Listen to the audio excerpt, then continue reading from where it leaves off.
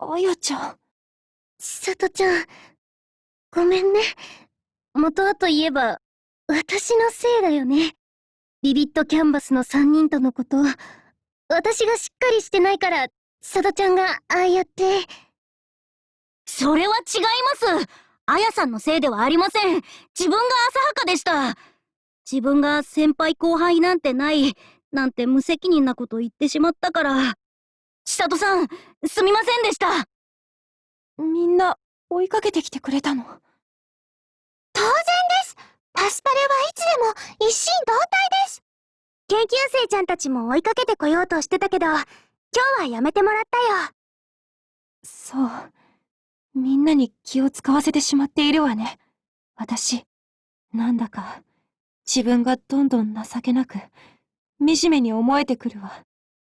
そんなこと言わないでよ、千里ちゃん。千里ちゃんは、私のことをかばって、あの時ビビットキャンバスの3人に。違う。そうじゃない。そうじゃないの。それなら、千里さんは何を悩んでいるんですか？私たちにも話してください。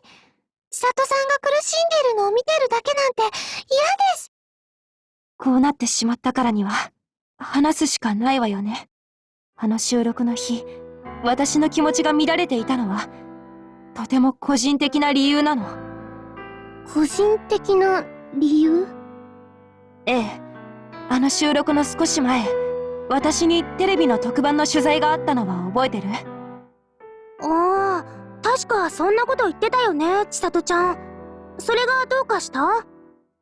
実はその特番というのが、懐かしの子役、あの人は今というタイトルの番組だったの。懐かしの子役。まさか千里さんがその番組に？いえ、取材の対象は私ではなく、昔一緒に仕事をした友人だったわ。私より5歳年上だったから、友人というより姉のような存在だったかもしれないわね。彼女とは半年間くらい、毎日のように顔を合わせていたわ。この世界に入って間もない私の面倒を本当によく見てくれた。彼女はその後もどんどん活躍の場を広げていったわ。CM にも起用され、テレビで見ない日はないくらいだった。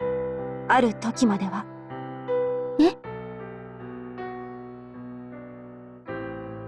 特番はその彼女と一緒に当時の思い出を振り返る取材だったの。彼女は小学校の高学年になり、勉強の時間を増やすため、少しだけ仕事を減らしてほしいとお願いした。そして事務所もそれを快く受け入れてくれた。最初は勉強をする時間が増えて喜んでいたそうだけれど、その休みが少しずつ増えていって、最後、彼女のスケジュール帳は真っ白になったそうよ。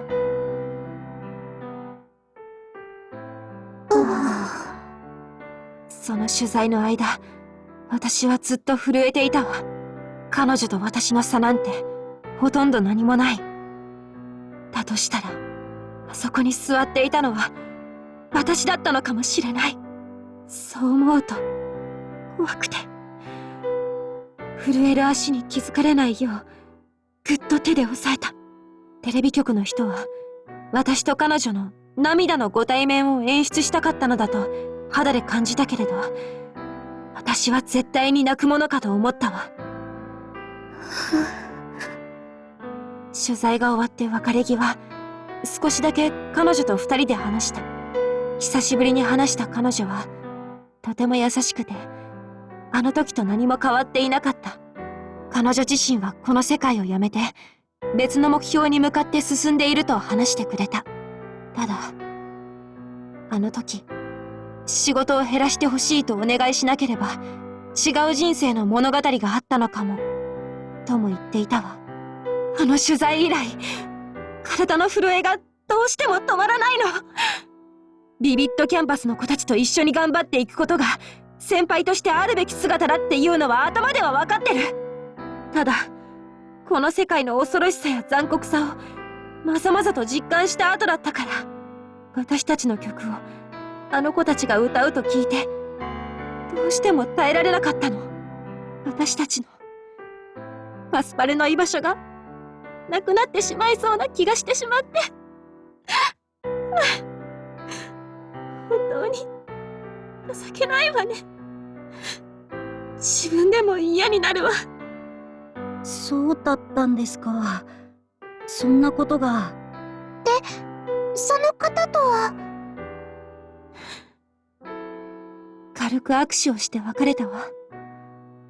連絡先を聞きたかったけれど、なぜかそれはできなかった。けどまあ、そうだよね。こういう仕事って流行り廃りだし。私たちだって、いつ懐かしのアイドルになっちゃうかわからないってことか。確かに、毎日新しいアイドルが生まれては消えていくって、そんな感じあるもん。それが芸能界。何があるかわからないからね。そう思うと、なんかすごいとこだよね、ここって。やだ。